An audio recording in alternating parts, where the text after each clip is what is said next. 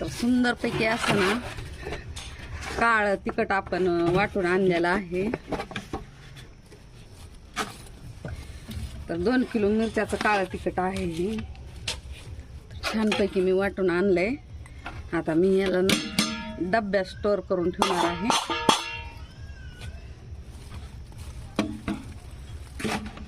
खूप छान आले मसाले, खूप होते ह्याच्यामध्ये. काळं भोर असं झालंय. खूप छान छान असं काळं तिखट.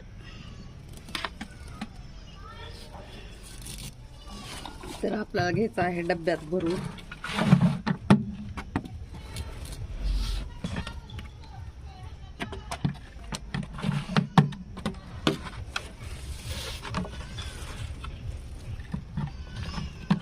काळं तिखट करायला ना खूप वेळ लागतो.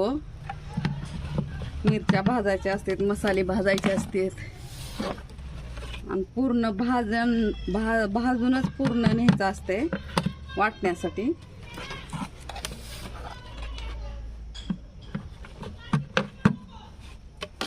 तर आपण मिरच्या भाजणीचा पण व्हिडिओ टाकलेला होता. खूप वेळ लागलं होतं भाजण्यासाठी. नारळ जे असते ना, नारळ कधी पण ते घरीच वाटून न्यायचं आपण मिक्सर मध्ये.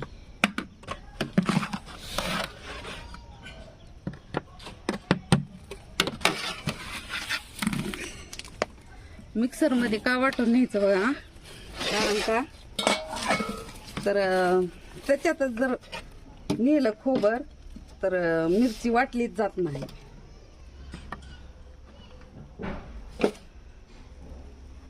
साऊंड आले.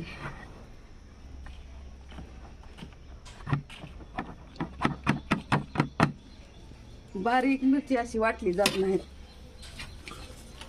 आणि आपण घरून जर वाटून नेलं ना तर लास्टला टाकी तिथं ते खोबर लास्टला टाकून मस्तपैकी असं मिक्स करून देते. तर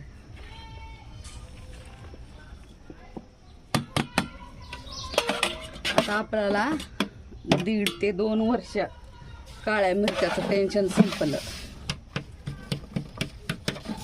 लाल पण तिखट आणलेलं आहे. ते डब्यात भरून ठेवले मी.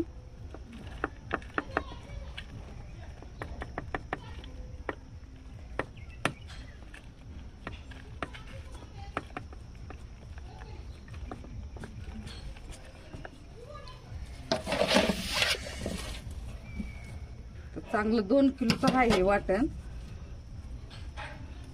2 किलो मिरच्या होत्या.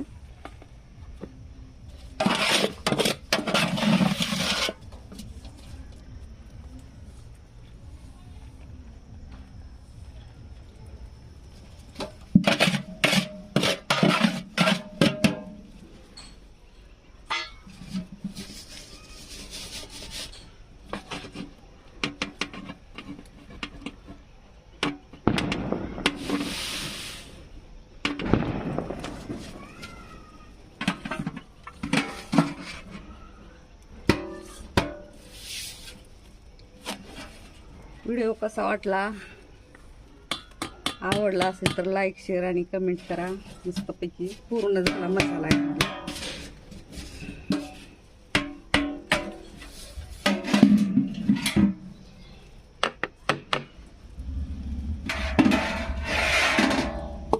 तर आपला एक भरणी भरलेली आहे मसाल्यानं मस्तपैकी. असा खूप छान वास तर यायला याचा, एवढा छान ना.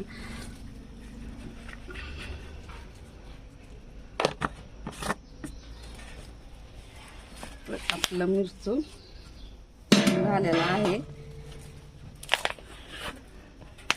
तर मी काय करणार आहे आता, शेवया बनवून आणलेल्या आहेत उन्हाळ्याच्या. तर शेवया ते भरून ठेवणार आहे.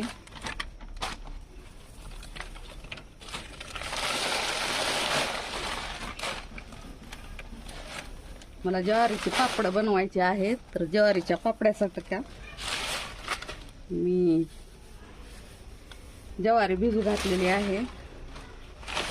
ज्वारी भिजल्यानंतर 3-4 दिवस ज्वारी भिजू घालायची असते.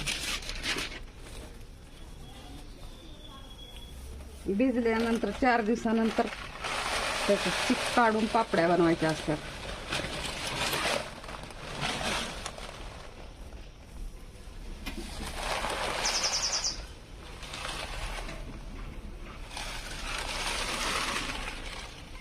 काय झालंय ह्याचा आपले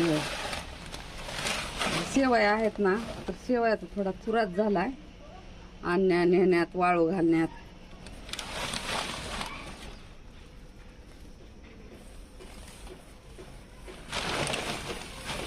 तर ही 5 किलोच्या शेवया बनवून आणलेल्या आहेत.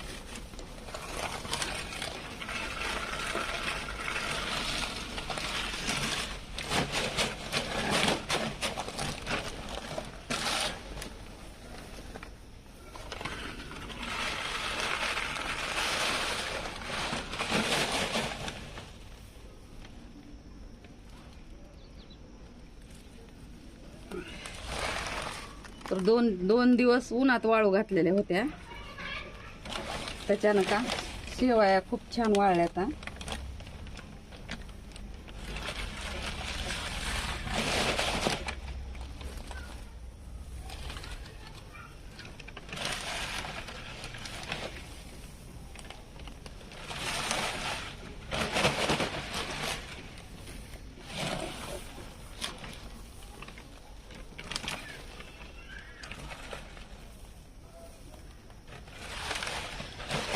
तर मस्तपैकी शेवया आणि आपलं काळं मिरचू, काळं तिखट आणि शेवया मस्तपैकी उन्हाळ्याच्या बनवून ठेवलेल्या आहेत. आपण पापड्या पण बनवणार आहोत, त्याची पण रेसिपी तुम्हाला दाखवते मी. तर व्हिडिओ कसा वाटला, आवडला का? जर आवडला असेल ना तर मस्तपैकी एक लाईक, शेअर आणि कमेंट करा, सबस्क्राईब करा आणि मस्तपैकी असं काळं तिखट बनवा. धन्यवाद. Bye bye. Take care.